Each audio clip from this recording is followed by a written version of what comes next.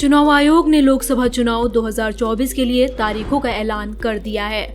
इस बार भी 7 चरणों में मतदान कराए जाएंगे और अगले 5 साल तक देश की सत्ता किसके हाथों में होगी, इस बात का फैसला 4 जून को होगा। जी हां, रिजल्ट 4 जून को घोषित किए जाएंगे।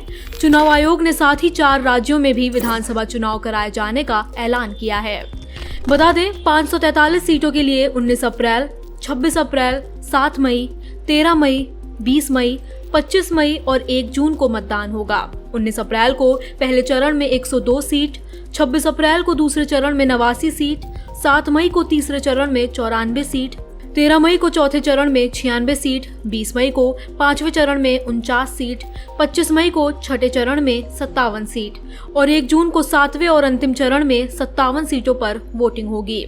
साथ ही 4 राज्यों में विधानसभा चुनाव भी कराए जाएंगे। आंध्र प्रदेश की 175 विधानसभा सीटों के लिए 13 मई को मतदान होगा। साथ ही अरुणाचल प्रदेश की 60 और सी मौजूदा लोकसभा का कार्यकाल 16 जून को खत्म हो रहा है और नई लोकसभा का गठन उससे पहले होना है।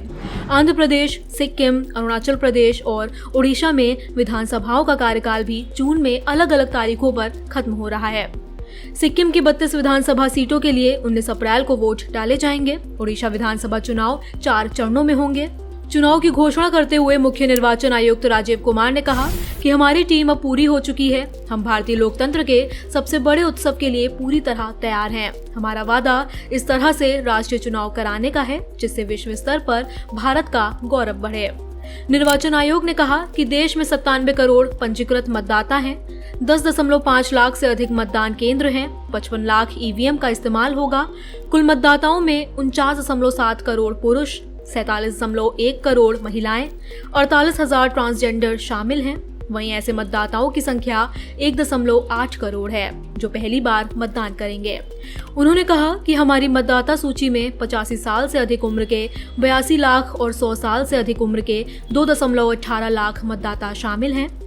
देश भर में मतदाता लिंग अनुपात 948 है। 12 राज्यों और केंद्र शासित प्रदेशों में पुरुष मतदाताओं की तुलना में महिला मतदाताओं की संख्या अधिक है।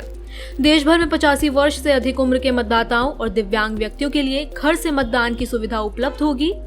मुख्य चुनाव आयुक्त राजीव कुमार ने बताया कि इस बार 85 साल से अधिक उम्र के लोग घर बैठकर वोट कर सकते हैं। 85 वर्ष से अधिक उम्र के जितने भी मतदाता हैं उनके घर जाकर मतदान करवाया जाएगा। इस बार देश में पहली बार ये व्यवस्था एक साथ लागू होगी कि जो 85 वर्ष से अधिक उम्र के मतदाता हैं और जिन्हें 40% से अधिक की विकलांगता है उनके पास हम फॉर्म पहुंचाएंगे अगर वो मतदान का ये विकल्प चुनते हैं। मुख्य चुनाव आयुक्त राजीव कुमार ने कहा कि लोकसभा चुनाव के दौरान हिंसा की कोई गुंजाइश नहीं है। हिंसा से जुड़ी कोई भी शिकायत 100 मिनट में दूर होगी।